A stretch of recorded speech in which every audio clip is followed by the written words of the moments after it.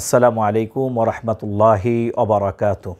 কাছে দূরে দেশে প্রবাসে যে যেখান থেকে দেখছেন প্রত্যেকে আন্তরিক অভিনন্দন এবং মোবারকবাদ জানাচ্ছি। প্রশ্ন করা হয়েছে যে ইসলামে ধূমপানের বিষয়ে বা মাদক সেবন এই বিষয়গুলোর ব্যাপারে ইসলামের বক্তব্য কী। সূরা লুকমানের ৬ নং আয়াত, ওমিনান নাসি মান ইয়াশতারি লাহওয়াল হাদিস।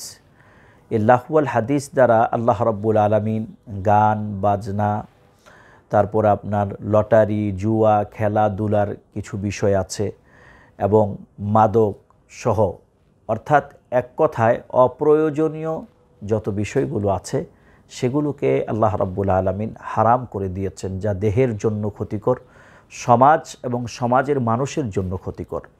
আপনারা জানেন সম্প্রতিকালে একটি ঘটনাকে নিয়ে আলোচনা সমালোচনার ঝড় উঠেছে সামাজিক মাধ্যমগুলোতে। আমরা দেখতে পাচ্ছি যে কোনো একজন মুসল্লি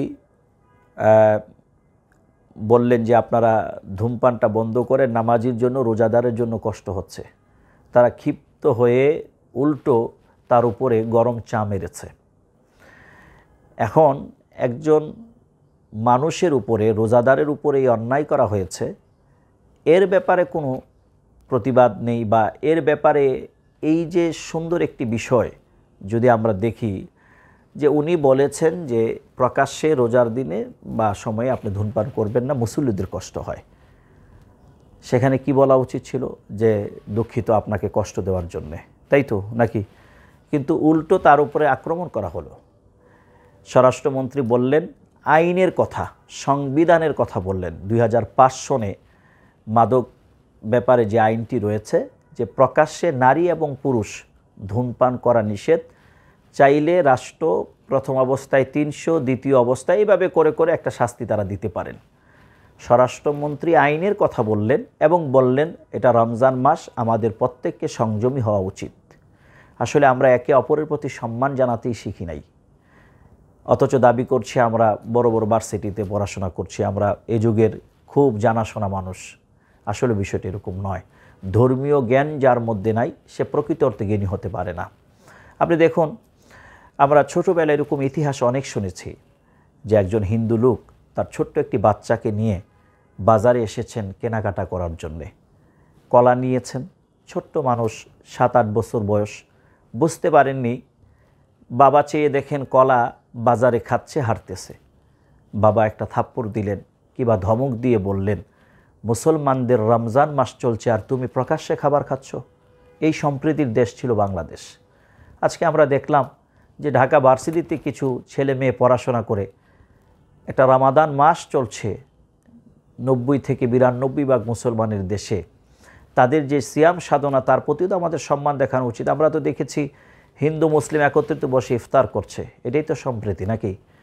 এখন যেটা রাষ্ট্রীয় আইন রয়েছে গণতান্ত্রিক দেশে যে প্রকাশ্যে ধূমপান নিষেধ, সেই বিষয়টা করছেন, কেউ একজন কষ্ট হচ্ছে বলছে, বলাটা আজকে অপরাধ হয়ে গেল। তাহলে বিষয়টা কেমন হলো ভাই? বিষয়টা এমন হলো, একজন দুধ বিক্রি করতে গেলেন, যাওয়ার সময় রাস্তা থেকে পাশে আপনার খাল ছিল, সেখান থেকে পানি দুধে মিশালেন।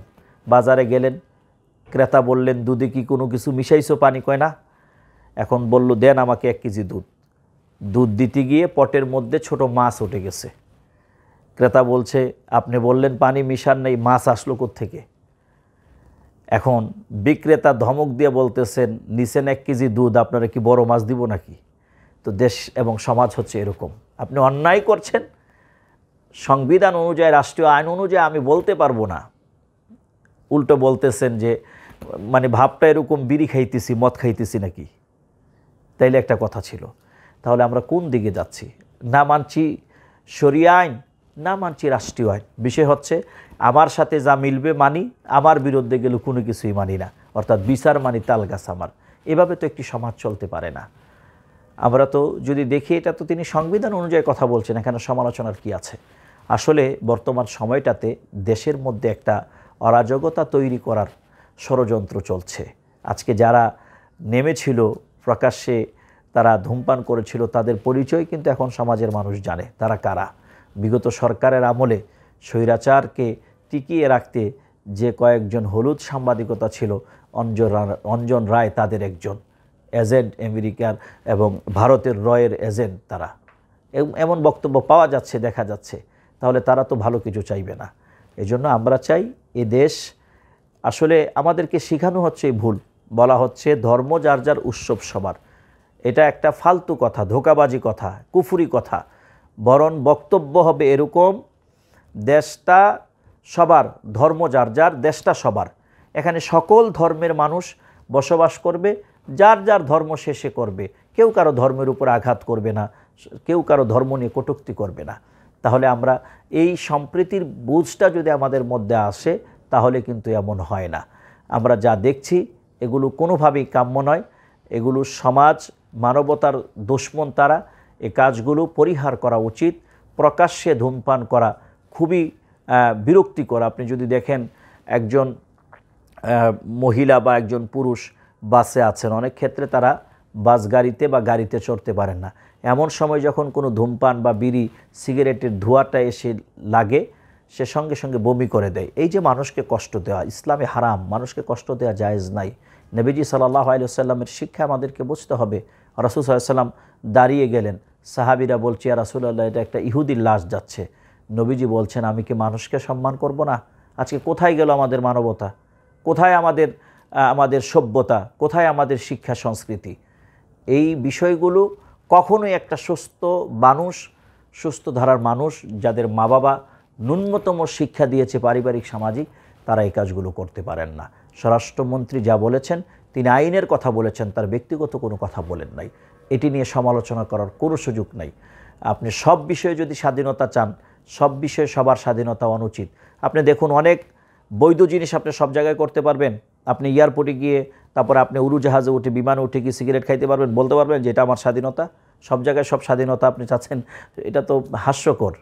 আপনি ছোট্ট বাচ্চা ব্লেড দিয়ে খেলতেছে, আপনি ব্লেডটা নিয়ে নিয়েছেন। এখন যদি বলেন যে তাকে ব্লেড রাখার স্বাধীনতা দেওয়া হোক, সে কি সেই স্বাধীনতার মূল্য বুঝবে? তার নিজের হাত কাটবে, না হয় শরীর কেটে ফেলবে। এই বিষয়গুলো তো আমাদের বুঝতে হবে। ন্যূনতম কমন সেন্স থাকলে তো আমরা এগুলো বলতে পারি না। আল্লাহ আমাদেরকে সঠিক বুঝদান করুন। বাংলাদেশের উপরে, এদেশের মানুষের উপরে আল্লাহ তাআলা রহম করুন। এবং আমি এটা প্রত্যাশা করব, সকল ধর্মের মানুষ এই দেশে সমানভাবে তার অধিকার নিয়ে বসবাস করবে। সেই প্রত্যাশা রেখে আজ এখানেই শেষ করছি। আবারও দেখা হবে ইনশাআল্লাহ। ওয়াসসালামু আলাইকুম ওয়া রাহমাতুল্লাহ।